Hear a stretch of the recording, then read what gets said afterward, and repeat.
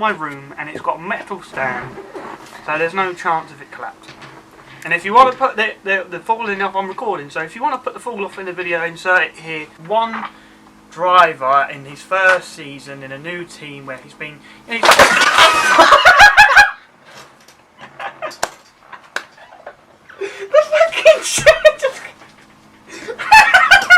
For those who aren't sure what just happened here, I'm sitting on the baby's chair and the back legs just gave in. Hello there and welcome to this channel. This channel being Aaron Fenner. My name's Philip. This is obviously Aaron.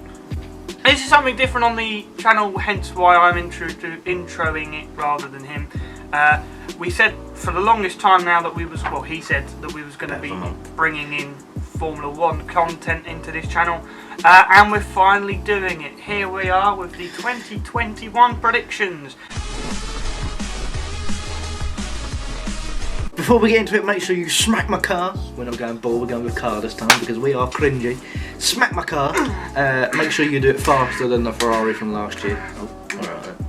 Where we have more football-based predictions coming, so if you're a Formula 1 fan or a football fan from the channel, subscribe. Before we get started, let's just tell you a bit about mine and his love for Formula 1, what teams we like, what drivers we like, so you can get a feel for our knowledge of F1. So I'll start with you. Who is your favourite team? Who's your favourite drivers? How long you've been watching, etc. Just so we can get a feel for your knowledge of the sport. Well, I did start watching it 2 years ago.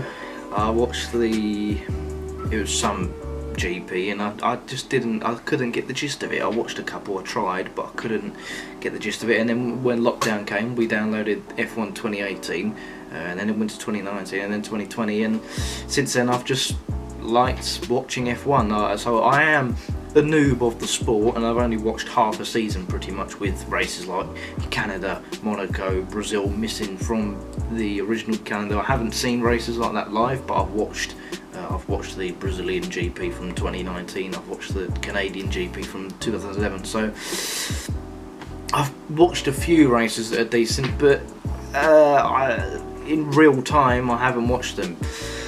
Based off last year, I suppose my favourite teams are because I don't have a team. I'd go with Red Bull, McLaren, because my favourite drivers are Max Verstappen and Lando Norris. I am a bit of a Lando Norris fanboy, and Verstappen, when it comes to sport, I like sportsmen that have a cocky edge, and we know that Max Verstappen has a cocky edge. See you fucking later, son.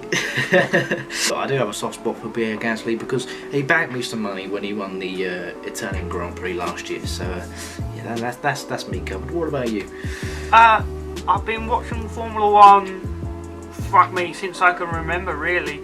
I stopped watching in 2014 at the start of the new regulations. But I started watching again 2018 and 2019 and this year as well, obviously. Back in the day I was a massive McLaren fanboy, back when they had Jenson and Lewis, although I much preferred Jenson. Obviously Aaron spoke about the 2011 Canadian Grand Prix, because fuck me, what a spectacular thing. I remember watching that. Great race, and yeah, I was a massive McLaren fanboy back in the day, which has continued over. But I am also a massive fan of the underdog, and I'm a massive fan of Williams. Obviously they're coming off of 3 really incredibly awful years where 2018 they scored some points, 2019 complete and utter write-off, and 2020, you know, they had a better car but obviously still scored no points. And yeah, I'm a massive Williams fan, I'm a massive McLaren fan as well, I'm sort of a McLaren fan, and my favourite driver is the man himself, Pierre Gasly. I fucking love him.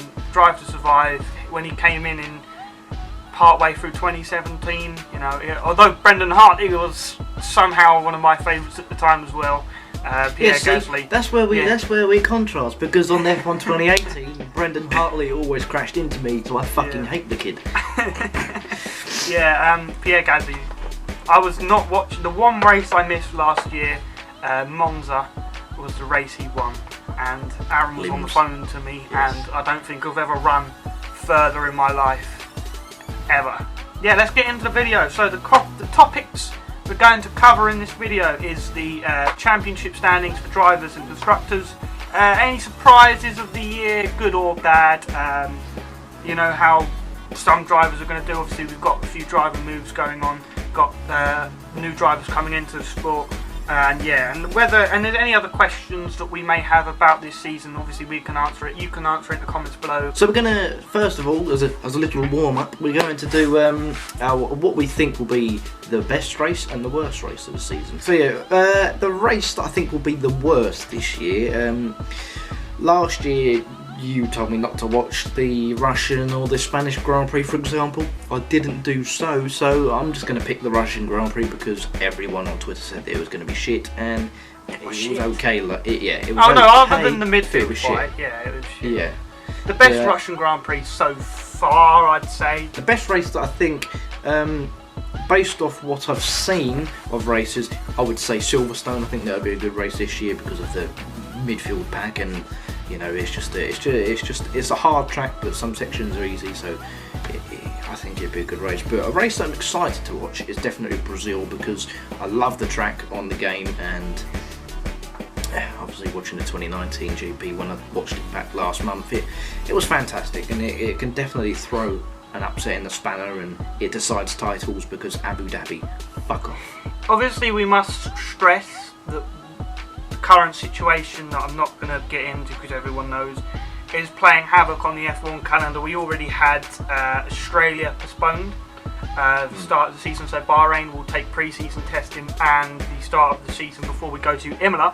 Yeah, and then there's a to be declared slot which we'll talk about later in the video. So what races are going to actually be there, what races are going to get cancelled? I think I saw a report that the street tracks being Baku, Monaco, Canada are likely to be postponed also because obviously mass gatherings on street tracks not a good idea. But what we're going to do is we're going to base off of the updated calendar that's literally on the F1 Instagram. So yeah, the stinkers, well, we've got the standout stinkers. You've got the likes of Russia, you've got the likes of Spain. Hate me if you want me to hate me, but I think Monaco's an absolute fucking drear of a track. It's obviously got its prestige and whatever, but fuck me, it's boring. In terms of a race which is going to be utterly stinky, Spain, it's just so fucking boring. I actually don't mind the track. It's good for other types of cars, but for Formula 1 cars, it's just fucking awful. You just get caught in DRS trains down the main straight, and it's shit. But yeah, it's going to be stinky nonetheless. And for a surprise of the year, I'm going to put the Netherlands, because when we went to Mugello, which is not a similar track, but not good for overtaking, which Netherlands is unlikely to be, it was a fucking cracker race. Cracker of a race. I mean, turn one then was the main opportunity to overtake, which a lot of drivers did. I remember Albon had a great move on Bottas or Ricardo, and yeah, I think it's going to be a very eventful race. I think, you know, the banking's going to be great to see F1 cars. I'd be interested to see what Sky do with their cameras. So I suppose, since you mentioned it, we should say what we think our to be confirmed race will be. I think it's going to be a track from last year, obviously, as much as I'd like to hashtag bring back Malaysia. It's going to be Portugal, in my opinion. It was a good race. The track's very good. You know, it's great elevation changes and promotes good racing because of its wideness. Yeah, it was a good race. Not the greatest of the new tracks, but of the new tracks of last year, but it was still great nonetheless. And I feel like, you know, with the slot it's in, where they got Spain afterwards, it would make logical sense for it to be Portugal to then go to Spain. I think after the success it had last year, I think it will be Turkey. Obviously, you won't have the rain probably, and obviously the track will be smothered in a bit because it's had laps on it. But yeah, I think they go back to Turkey because money talks. So now we're going to change it up from what we did the other day. Obviously, we done constructors first the other day. You wouldn't know that, but we did. Today we're going to do the driver standings first because it just makes sense, because then the constructor standings is based off the drivers. So we do know each other's order now, but it ruins the element of surprise. But when we did film it, I got rid of a fucking clip that I thought wasn't a clip, and I got rid of it by needed it. Hence why we're filming this again, which, yeah, I'm still a bit fucking pissed off with. But we move. P20 for me, I'm going with Antonio Giovinazzi. I don't rate him at all. I think the Alfa Romeo team will. I think they're going to be held back a bit by the fact that they've kept both their drivers and didn't really do too well last year, compared to Haas, for example, where they've got two fresh young drivers who will be completely different to Magnussen and Grosjean. I think at least Giovinazzi or Raikkonen should have changed to Mick Schumacher, because he was obviously the realistic link, because he had the pre-season testing, or should have had the practice testing, not pre-season testing. But Antonio Giovinazzi, I don't rate him at all. I think next year he will definitely be without a seat. Yeah, hint hint, we're going to do a 2022 video soon. Yeah, Alfa Romeo, I think they're going to have a stinky year all round, and Giovinazzi, P20. In P20 for me, I've got, well, he's good, really, isn't he? Yeah, in P20 I've got the king himself, Nikita Mazepin. Not too much to say on him because he's an utter arsehole, and he shouldn't be in the sport in the first place. So yeah, he's obviously an experienced, very dangerous driver as well. He has got potential, obviously. He's won races. He won the British GP last year, and he's had podiums as well. But you can't get over the fact that he's very dangerous on track. I mean, look at the Sakir Grand Prix, and he obviously inappropriately touches women. So P19, that shouldn't really come as a surprise considering what I said about Alfa Romeo. But going with Kimi Raikkonen, in the sport, because it's a hobby, nothing much more to say. He obviously brings experience, so I can see why Alfa Romeo did keep him, but at the same time, when you've got young Ferrari Academy drivers bleeding through like Eilert, Schwartzman, I think they should have changed their driver from Kimi Raikkonen to Eilert, Schumacher, Schwartzman, someone like that. But yeah, I think Alfa Romeo will pay this year by not changing drivers and keeping their faith with Giovinazzi and Raikkonen, with them finishing in the bottom two. P19 for me is going to be the other Haas driver, the Noob boy, who we actually like. It's surprising how in this team we have a contrast of arguably one of the most liked drivers, because of obviously he's super talented for one, and obviously his dad, and the most hated driver in the grid, potentially the most hated driver of all time. Yeah, Schumacher, P19 for me.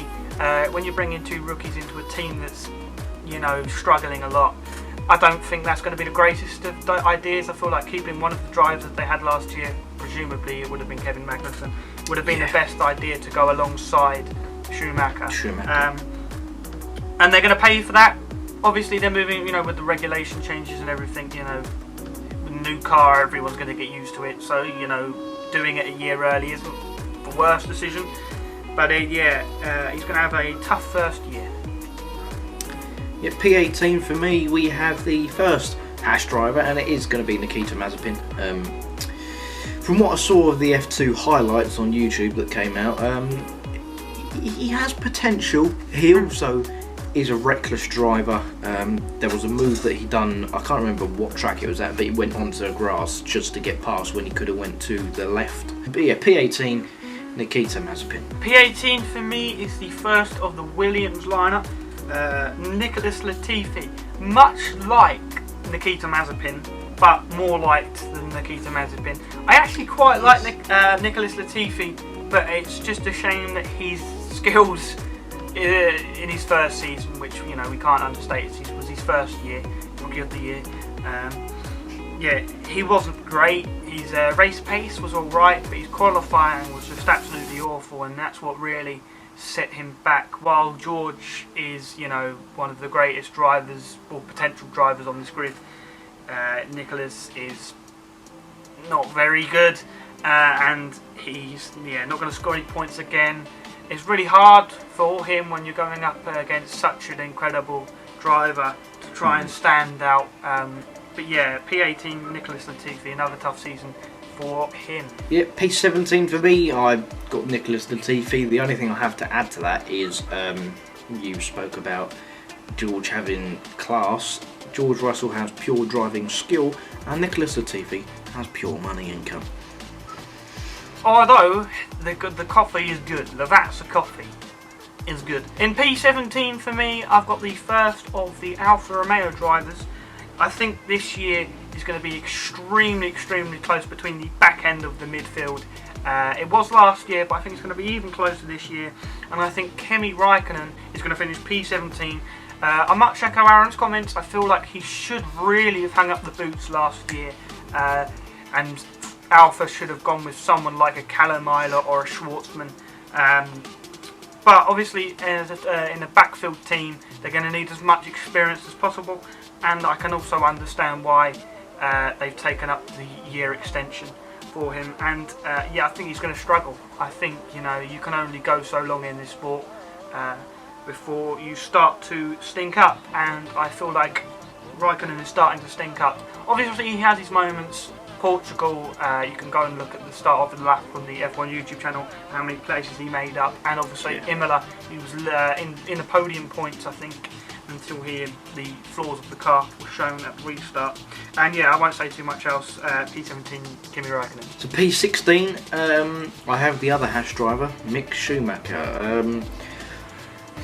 I think it's just going to be a question of, can he hit the ground running quicker than he did last year? Because at the start of the season he wasn't performing as well as he should have or could have, but towards the end of the season obviously he did eventually win the F2 championship, so I think he has got, I think he will overperform in the Haas car. The Haas car is obviously piss poor, and going forward will, in 2024, 2025, will Haas still be a team? Mick Schumacher, it's inevitable he will be a Ferrari driver, and I think he will show glimpses of his dad and his own potential this season, getting a couple of points, the first of the back markers to get some points. I think Schumacher will be the only one to do so in the bottom 5, getting him P16. In 16th place for me is the other Williams driver, George Russell. Aaron said before that he feels like P16 is going to be the position where points are going to be scored, and I agree with that one, but I think the Mercedes junior driver, Williams driver, George Russell, is going to be the person to score those points fucking finally. I mean, obviously Sakir, the outer layout, he scored points, but you know, that was in a Mercedes and not in a Williams. Williams are going to score some points, and George Russell is going to finally score some points and break his duck. There's not much to say about him. You know, he's such a quality driver. So much potential. Definitely a world champion if he's put in that Mercedes car in 2022. Oh, video coming out soon. Yeah. What I say, everyone else says. George Russell, P16, going to score some points. P15, Philip knows what's coming. I've gone with Esteban Ocon.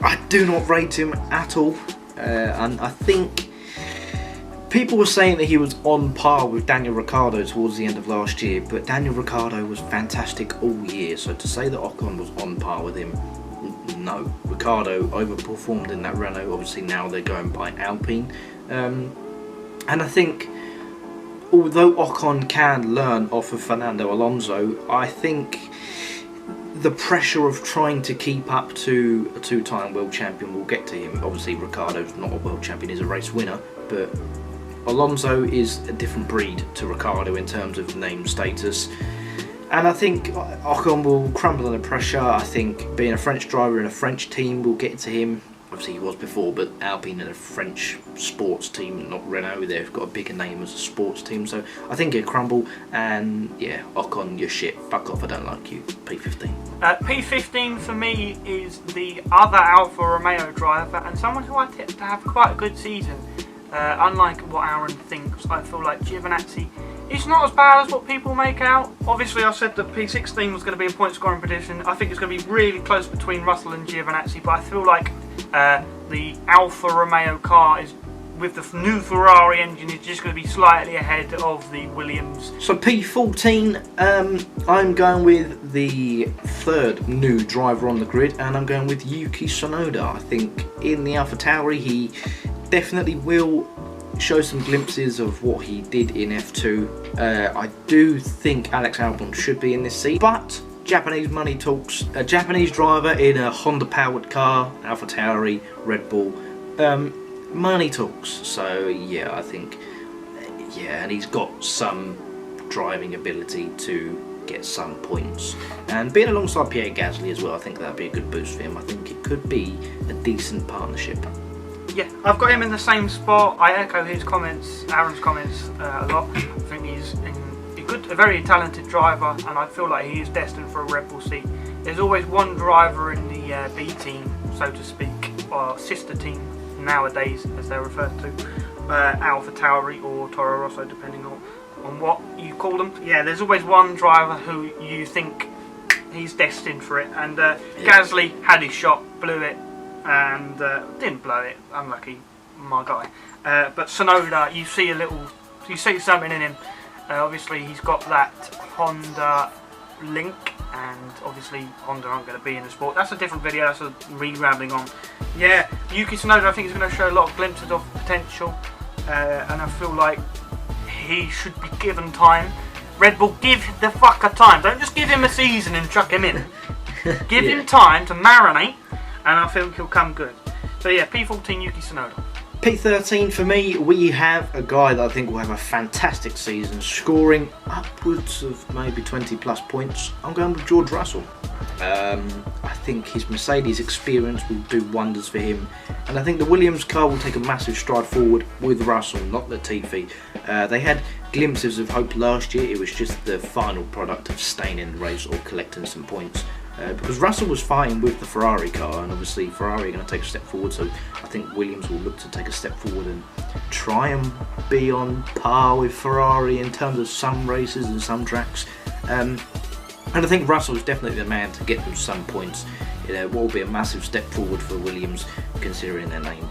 So yeah, P13, George Russell.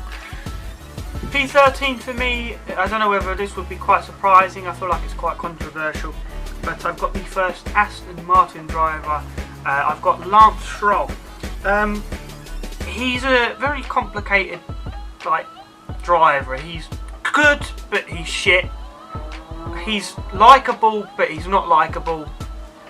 It's confusing because obviously you can't get over the fact that he's only in the seat because of his dad. He's not super talented, and he's very mistake prone, and he likes to complain. But he's finished on the podium a few times now, and he obviously had that pole position in Turkey, and so he obviously has got some talent.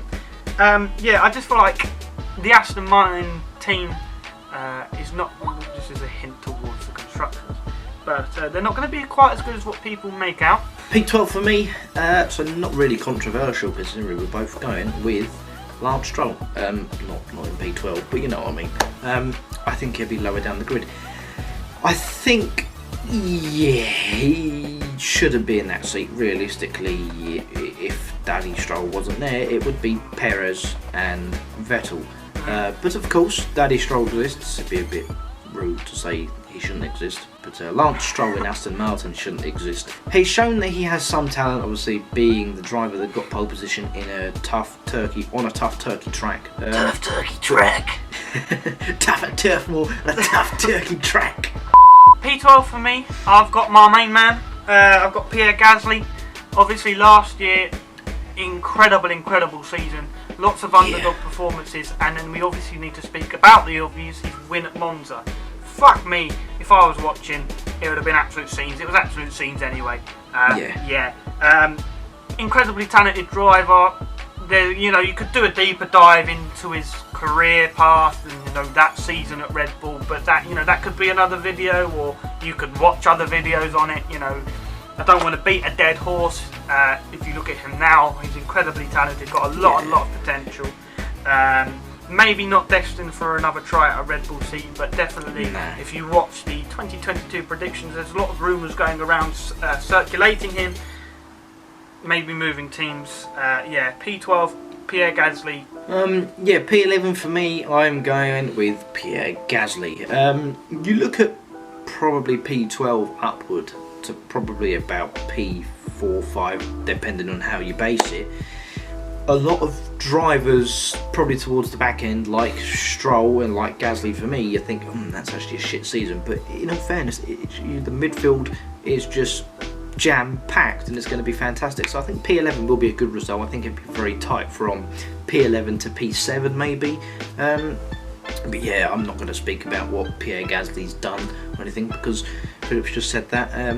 I think he will get another podium this year though. P11 for me, as much as it's hard to put him there, bad season still, but if we put into constructors, I'll say that in the constructors bit. Bad for me because obviously Mr. Pierre and Mr. Esteban have quite a rivalry between the two of them, but I've just picked Esteban Ocon in the Alpine car to be ahead of him. Esteban, who obviously is subject to an absolute rascal pick from Aaron. There's not much to say that Aaron hasn't said. He had a very topsy-turvy year last year. Obviously he had his podium insecure. Hit form towards the end of the season. Is that going to show into this season? Not sure. I think he's going to be fighting in the lower end of the points. I feel from probably 13th from Stroll onwards to about 6th are going to be in the very tightest of scraps possible. And I've got 11th Esteban Ocon. So now moving on to the top 10, the juicy part of the grid. Obviously, insert grid music. Yeah, it's going to be very tight, I think. And P10, I'm going with the returning young driver Fernando Alonso. Showed glimpses of his talent in the 2005 Renault that he tested in the young driver testing in Abu Dhabi. And what did you just say? He showed glimpses of his potential in the young driver testing. He said that in the 2005 Renault. He didn't do fucking the young driver test in the 2005 Renault. No, but he drove Fernando Alonso Senior's car. Okay.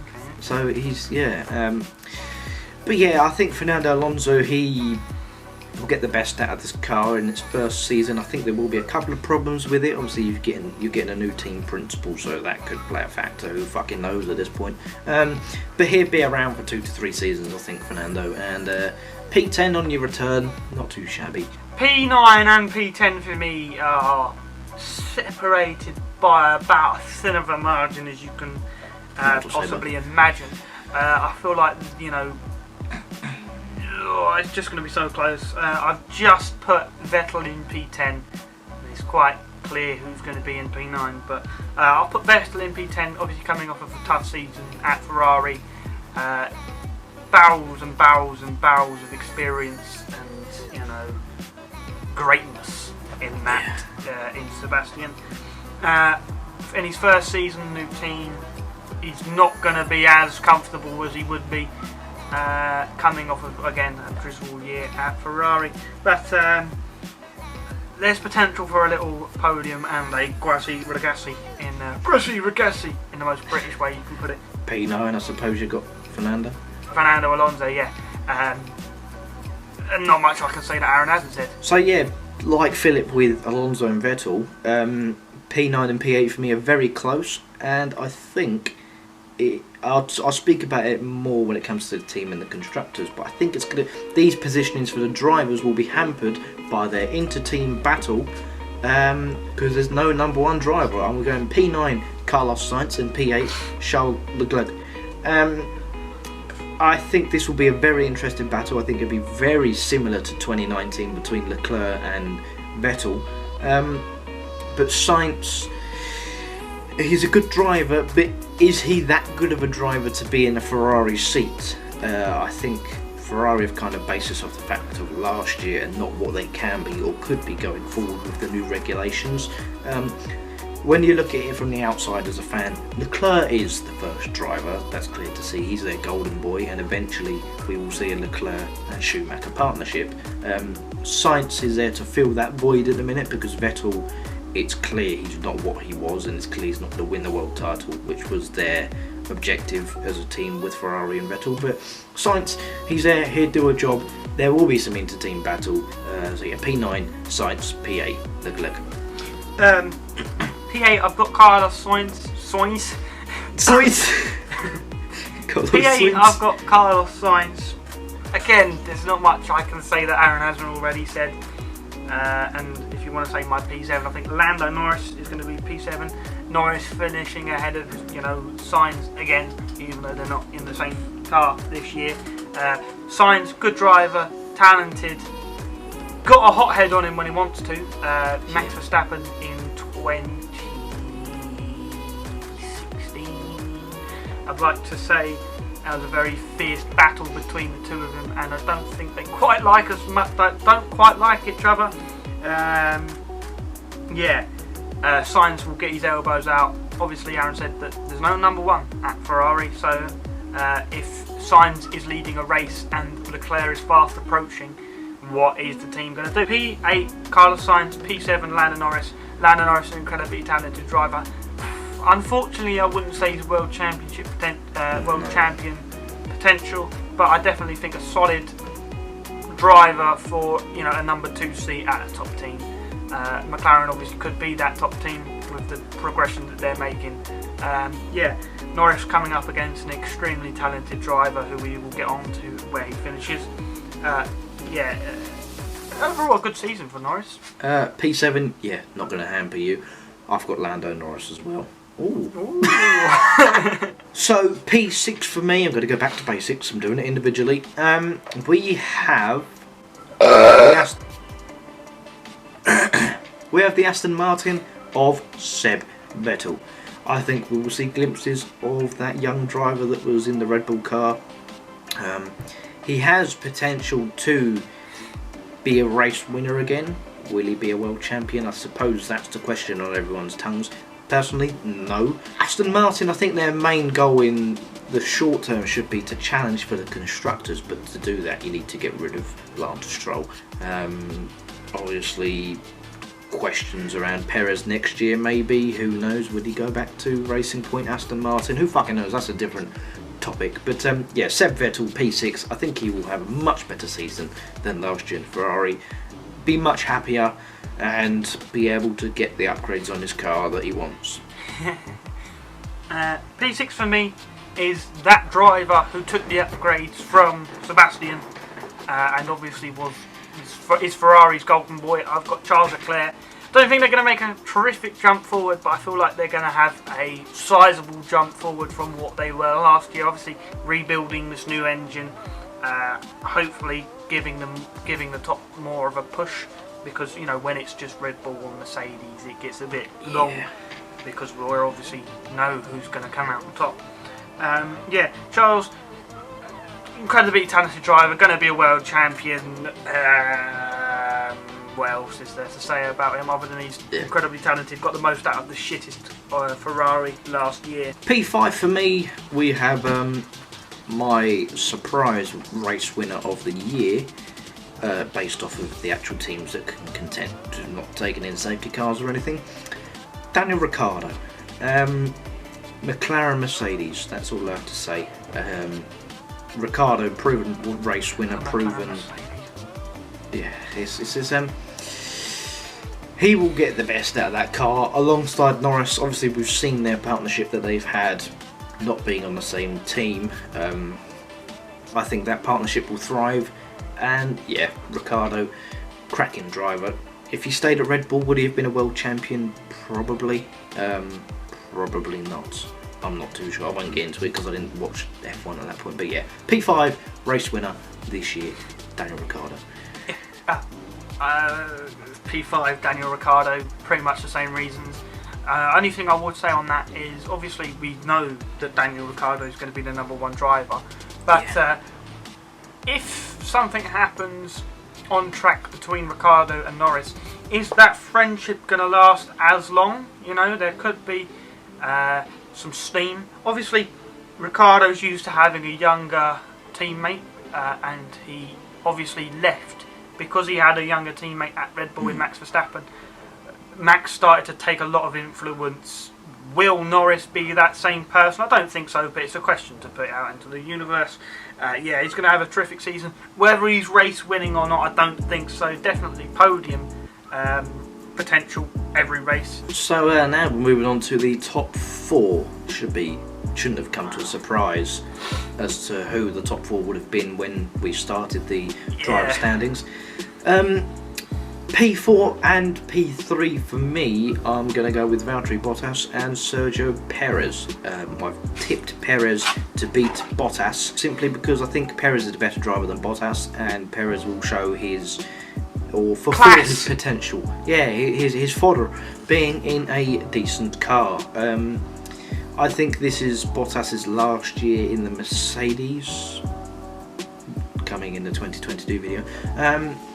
And Perez will be there to mount a Constructors' Challenge for Red Bull. P4 and P3 is the battle of the second team drivers at Red Bull and Mercedes.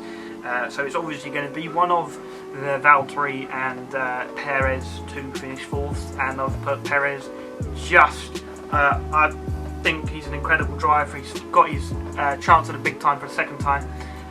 Those who've been watching, you know, for a longer period of time will remember the 2013 season at McLaren, where he definitely was under a lot of pressure, but he's changed a lot since then, and there was a lot of different factors in that 2013 season. Obviously Ron Dennis, you either sink or swim, you know, and you know, that's a whole other debacle. But yeah, he's got his second chance at a race-winning, championship-contending team. Circumstances will arise where Perez will get the chance to have his second win.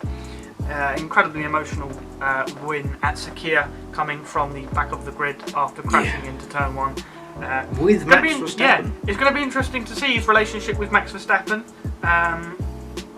You know, when Mark Webber and Sebastian Vettel, which I consider a like for like, were together, they liked each other at first, and then obviously the whole debacle fell apart, Multi-21, you know, and Malaysia and so many other incidents off track as well. Will Perez be that Mark Webber to cause a fight with his teammate to try and win? Potentially. I think Perez has got a lot of fight in him, and you know, given circumstances, definitely could have a interesting rivalry between the two. But yeah, I've put Perez P4, Bottas P3. Bottas, who I think is an incredibly underrated driver. I think he's doing exactly what Mercedes want him to do, but I just don't think he's good enough for a Mercedes seat alongside the most incredible driver that this fucking modern era has seen. He's just not good enough by a slimmest of margins. He doesn't do himself many more favours by saying, you know, Valtteri Bottas 1.0, 2.0, you know, 3.0. Obviously, at the same time, the media don't help him either by, you know, showing the gap that he has and stuff like that. But he's inconsistent. He makes mistakes. I mean, Turkey, I can't count on my hand the amount of times he's fucking spun. Yeah. Yeah, he had a terrible end to last season. 2022 predictions, will he still be in that seat? So yeah, now obviously onto the top 2. Might as well just say who I think will win the title. No surprise, Lewis Hamilton, which means that Max Verstappen will be P2. I think this will be the closest battle we've seen between the two. Red Bull will bring a better car. Obviously Mercedes started their development early on their new car. And Lewis Hamilton striving for the 8th title to beat Schumacher's record. He's equalled it obviously, and I think he'll do so. Max Verstappen, he will get his time, but he will have a battle against Leclerc, Schumacher, them types. So realistically, if you're going to do it, do it now, because the midfield pack is closer than what the top 2 pack is. So if you're going to do it now. And you can't dispute Hamilton's passion for driving, his quality. You have to look at Turkey. And Verstappen, his quality is there. You don't have to just hydrate. Yeah, unfortunately, Max Verstappen's living in an era where he's got one of the greatest drivers of all time, in the same grid. If it wasn't for that, he'd be dominating just like Lewis Hamilton is. I've got the exact same order. Lewis, unfortunately, as much as people are bored out by, you know, his constant winning and things like that, he is an absolute age apart from his nearest competition. He is just Max that is good. Getting closer, but he's just not close enough at the minute. You know, that drive in Turkey was incredible. You know, his drive in 2008 at the British Grand Prix was fucking incredible. And, you know, at the time was a massive, like, statement of intent. Yeah, he's just... Lewis is too good. Max is going to be close. I think this is the closest like it's going to be. Yeah, that's all I have to say really. Lewis is going to have another boring championship win. So now, moving on to the constructor standings. It's sort of been shaped by our driver standings, so I suppose right now I will do P10 to P6. It's just appeared on the screen magically. Alfa Romeo P10. I spoke about Giovinazzi and Raikkonen and Alfa Romeo keeping them. I don't think that it helped them at all. Obviously Haas in front of them. I said that I think Russell will score the points out of the back markers, so obviously Williams will be P8 as you can see. P7 and P6 I think will be the closest battle on the grid between AlphaTauri and Alpine. If you're AlphaTauri and Alpine, would you take it? No, because of positioning. P10 for me, unsurprisingly, based on my drivers' championship, I've got Haas team, inexperienced drivers, crap car. P9, I've got Williams, Nicholas Latifi shit. George Russell will score points, but I think Giovinazzi will score more, and that's ultimately what's put them in P9. And then in P8, I've got Alfa Romeo. Giovinazzi is going to score points more consistently than Raikkonen. Raikkonen might have the odd point here and there. P7, I've got AlphaTauri with Pierre. He's going to carry the team's points majority. The majority of the team's points, Yuki Tsunoda will be points scoring here and there. And I feel like the gap between 6th and 7th is going to be the most substantial one. P6 have got Aston Martin, just Lance Stroll letting them down. And yeah, my top 5 should really come as no surprise. P5 and P4 I've just edged Ferrari to be P4. I think although they might have some inter-team battles, like Philip said, Stroll will let them down, and for that reason I've given Ferrari P4.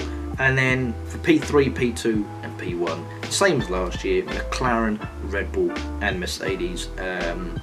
McLaren solidified in P3, but P2 and P1 will be very, very close because, as I said, I think Perez has come in to give them the constructors standing charge and battle. Definitely.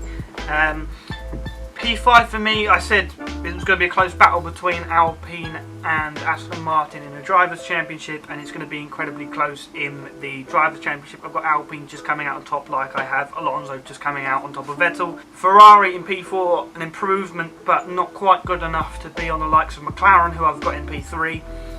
Ferrari P4 mainly off of Leclerc's results. Obviously, I'm not underestimating Carlos Sainz, but I feel like he's just not going to be quite as good in his first season as what Charles Leclerc is. McLaren P3, another incredible achievement. Daniel Ricciardo leading the team, race winner. You know, he's going to bring all of this experience to the team. Although in his first year at Renault, he wasn't good. That was because the car was shit. In his second season, where the car was a lot better and suited towards his style, he was able to pull out the wonders that he did. And I feel like a McLaren as a team is much suited towards him more, and will be able to listen to his feedback a lot more. Red Bull P2, Aaron said Perez has been brought in for the constructors' purposes. I totally agree with that 100%, and I feel like he will do his job. It's going to be incredibly close between Red Bull and Mercedes. I think it's going to be race by race. I think certain races Red Bull will be on top of it, and then other races Mercedes will be on top. Ultimately, I feel like the Mercedes power unit and their aerodynamic fucking masterclass, in the words of Pieface, is going to be just what leads them to win the constructors again. Yeah. I suppose the last question, who will be your F2 winner? I've personally gone with Callum a lot because he was that close last year, and this year he will win it.